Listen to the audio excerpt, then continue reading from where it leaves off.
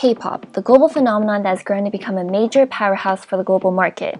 Groups such as BTS, Blackpink, EXO, TWICE, NCT, and Red Velvet have gone through remarkable success in building international followings, with 6 albums selling over 1 million copies each in 2020 alone.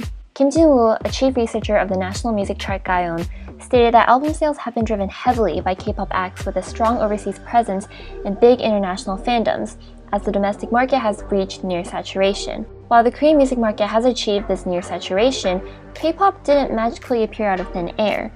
In 2009, BOA was the first K-pop act to chart on the Billboard 200, and Wonder Girls' Nobody charted on the Billboard Hot 100. Girls' Generation became the first group to perform on a US talk show in 2012, and PSY's Gangnam Style became one of the first viral hits on YouTube. If K-pop already drew more than enough attention worldwide, why now? Why did it take K-pop nearly a decade to get its recognition mainstream, and how did it monopolize the global market? Let's first define what K-pop is. Usually when the general public thinks of K-pop, they simply think of it as Korean pop music. Are they correct? Well, yes and no. Fans of K-pop don't refer to K-pop music as pop and only pop, but Korean music with countless genres. Ever since the early 2010s, the genres behind these songs were mostly pop, dance, R&B, and electronic. While acts performed songs with compelling melodies, they lacked in variety. We should still commend Big Bang's power to combine pop with rap, and Girls' Generation's capability to change from its cute bubblegum pop themes to a mature theme with EDM elements. But while these genres make up the majority of the music market, it wasn't enough to break through the global entertainment industry until now.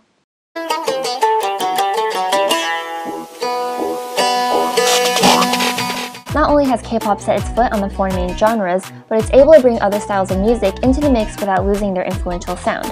Want Latin-infused K-pop songs? Egotistic will serve. Wish for songs that are inspired by classical pieces? Jungle Game has it all. Want a demonic song that builds upon rock? Go for BOCA. Dislike the pop genre itself? No problem. HOLO will keep you calm and relaxed, and any song won't make you think of anything. Is that all K-pop provides? Nope. Not only does this apply to music, but dance, costumes, and concepts too. From touching to crumping, an eerie environment to a fantasy utopia, K-pop isn't just music, but an entire society of performing arts. Kim Jin-woo was right all along. With so much diversity in these experimental songs, you'll reach near saturation in the market. The ability to differentiate products means that firms do not have to compete on price alone. The alternative idea would be having a non-price competition by utilizing their music's experimental genre as a way for companies to distinguish their products. The differentiated products these entertainment companies produce enables a monopolistically competitive seller to profit from the differences between other competitors' products. Korea's open market allows firms to continue their economic freedom, and that economic freedom leads to catering tens of millions of fans worldwide. Now that K-pop satisfies the majority of the audience's preference, it's up to how entertainment companies market their idol groups. Before everyone begins to write out their rebuttals, let's keep in mind that this video revolves around economics. Now, people really underestimate the K-pop community's capabilities around the global market. Country-based and global fan accounts provide daily news and updates of their idol groups. It's like receiving a new notification for every variety show episode, live stream, music video, and album release from idol groups.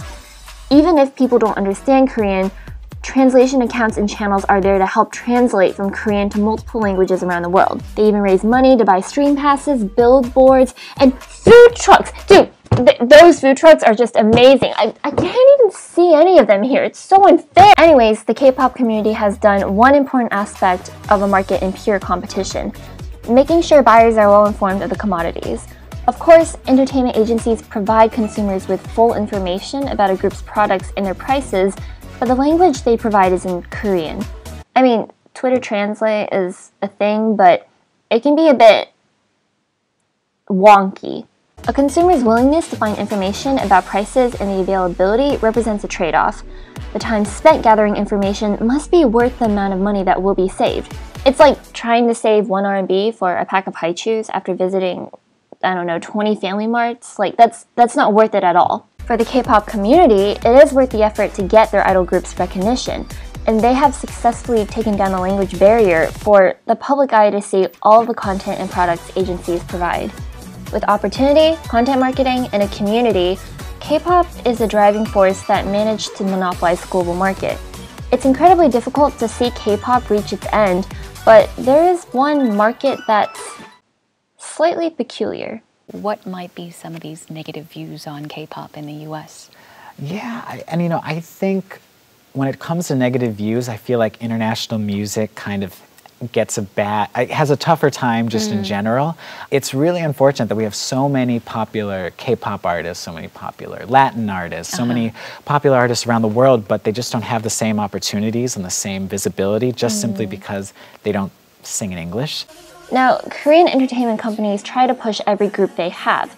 It's a move that works in Asian markets, but it's not a concept that works in the West. Sadly, there is still an English-dominated music scene despite all the achievements made in K-pop history.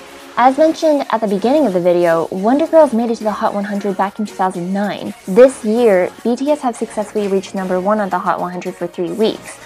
Ultimately, the question comes to this: how long will it take for a Korean idol group to break into the US market now? And that's another question for another day. Alright, so by the time you finish this, I'm already done editing. And I forgot to put credits, and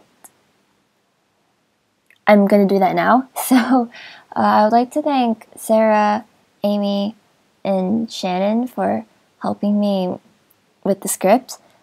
Thank you so much for giving me feedback, even if you agree or disagree with my points. But yeah, it's fine, like, we agree to disagree, that's perfectly normal, but regardless, thank you so much for letting me hear your ideas and, you know, your thoughts into it. So yeah, I'm just very happy, thank you. Secondly, thank you to Mr. A for giving me the freedom to create this project and to make econ a fun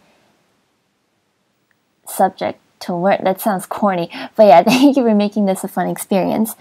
And finally, I would like to thank Sarah again, Apple and Nina for just letting me embrace in this K-pop society, even if it's weird or wonky. Just, yeah, thank you for allowing me to accept myself. I don't know. I'm gonna sleep now. Wait, what time is it?